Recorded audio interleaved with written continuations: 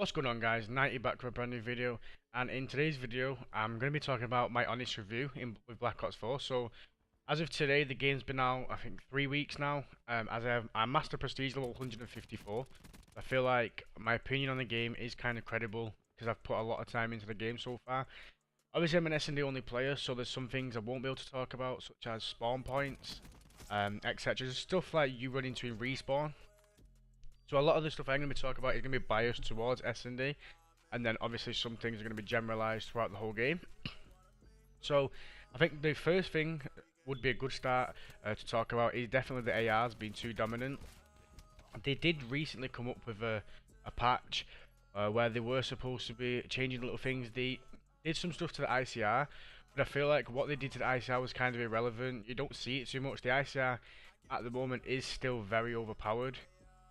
You can get outgunned a lot easier now from close range with the ICR, but still in all, the weapon is still very overpowered. Laser 1, not laser 1, grip 1, grip 2 makes it very good at long ranges and medium ranges, and it's still a gun that you're gonna be hard to compete with. Even the Maddox struggles sometimes.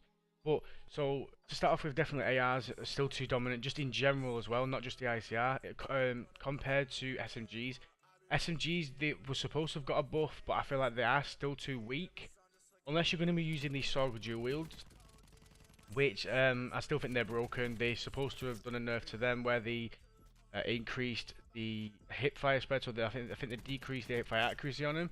But I'm still using them as of now, and I still feel like they are broken. They kill way too fast. For a game with 150 health, if you're close range, they die so fast. If you're in like Winery on Seaside and you've got them out, almost every time you're never gonna lose a gunfight if you shoot at the same time. I feel like they're the only SMGs that can compete right now. The single Sorgs are good, but you like watching a lot of pro players use them. Maddoxes are still very good, reliable at close ranges. Compared to that, I feel like just SMGs in general, they need to get a buff instead of trying to nerf ARs. Just give the SMGs a huge buff. That'll help a lot more. Like they're still kind of unusable to the point where are they even worth using? More than likely not. More than likely you're gonna still stick with the AR as they're very good weapons in this game. Also, I feel like we'll go into game modes a bit now. Weapons, well no, we'll talk about weapons moments. The LMGs. I've seen this in a Jay Nasty video, and I think he described it like spot on. In terms of LNGs to get a nerf, but they nerfed the wrong things on the LNGs. I think they nerfed ADS speed, and I think ADS speed is when you're strafing, and something else. I can't remember what they nerfed, but in terms of LMG, Jay Nasty said this perfect. People who use LMGs don't usually strafe unless you're a decent player. You're more likely just going to sit on a head glitch and just basically pre-aim everything, which then the nerf is irrelevant to people who play like that. So the LMGs are just stay as they are. The Titan is a really good weapon, a very good weapon. In fact, all the LMGs are. The Hade's got a nerf, which I think I've not used it since the nerf, so I don't really know whether it's any good or not.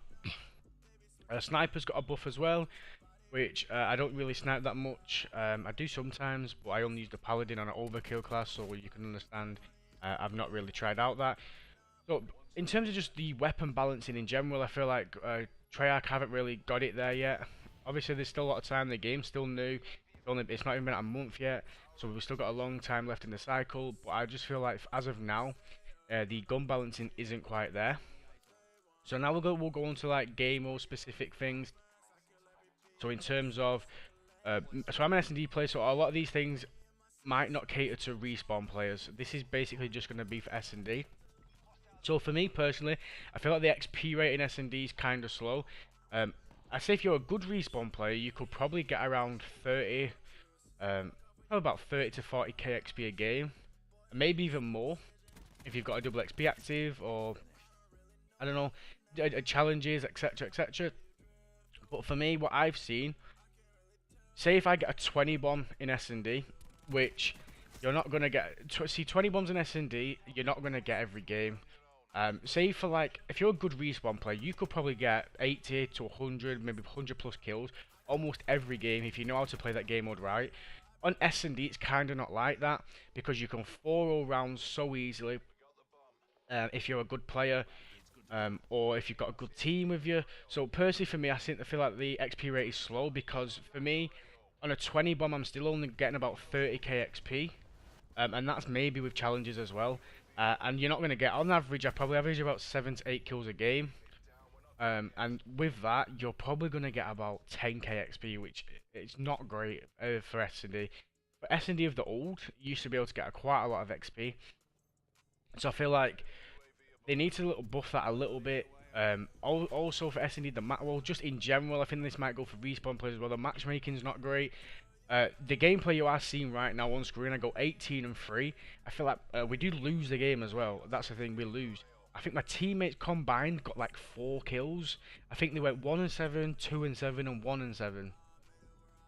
Which, understandable. I shouldn't be getting teammates like that. Why have every single one of them been put on my team? Why can't one of them be put on the other team? The way I think matchmaking should be, but it will never be like this, is, personally for me, matchmaking should just be completely randomized. There should be no algorithm that sets up the teams. Obviously, some games you're going to get blowouts. The game is just going to put all the best players on the same team. But if you just completely randomize the teams, then it's the fairest you're going to get. You're going to have some bad players on some teams, some good players on some teams. Every now and again, they're going to get put on the same team. But sometimes it feels like that anyway. Sometimes the game feels like it puts all the best players on one team and all the worst players on one team. Or you maybe get the best player in the lobby with all the worst players in the game, like considering this game right now. By no means am I the best S&D player in the game, but I'd say I'm a really good S&D player. I'd say I've got good enough skill to say I'm a really good S&D player. And the fact I've been put on a team with players that got 4 kills combined, and I lose the game, I'd say that's not fair. No matter how good you are at the game, you could be the best S&D player in the world, and still I feel like them teams are not fair teams. Also, now the time to kill.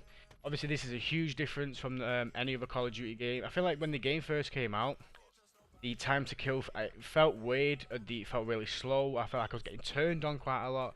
But now I've got used to it. I feel like it's perfect. I quite like the 150. You can make more plays on this. Yeah, you get outgunned a lot more on this.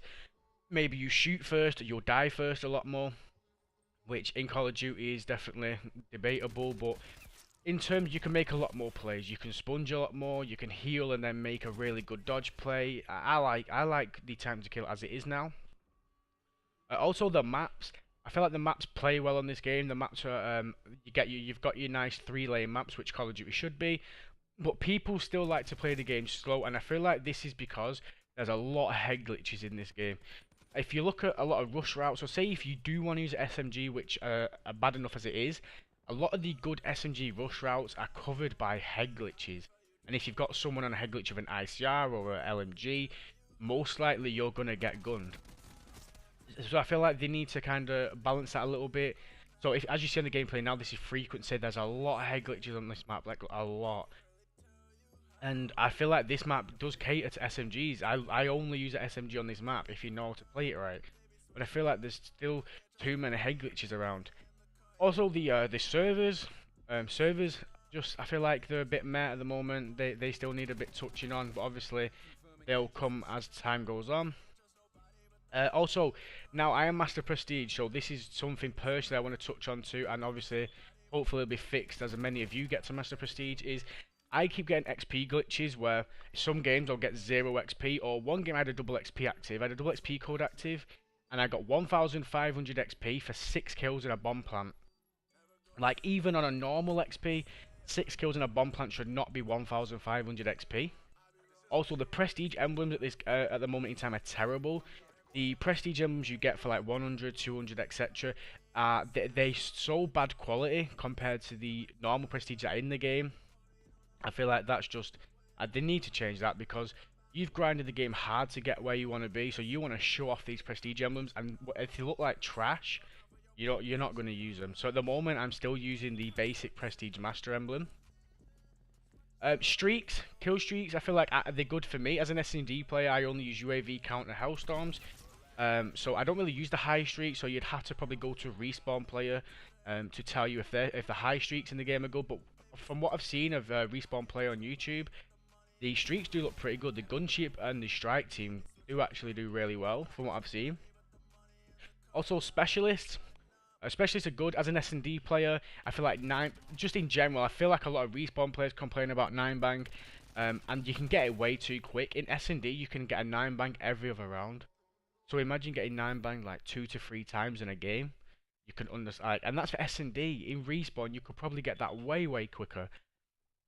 Apart from that, the Seeker drone as well. I feel like for Search and Destroy, all of the specialists should give you something to counter it. So obviously 9-bang, there's not much as tap mask, but you still get hit.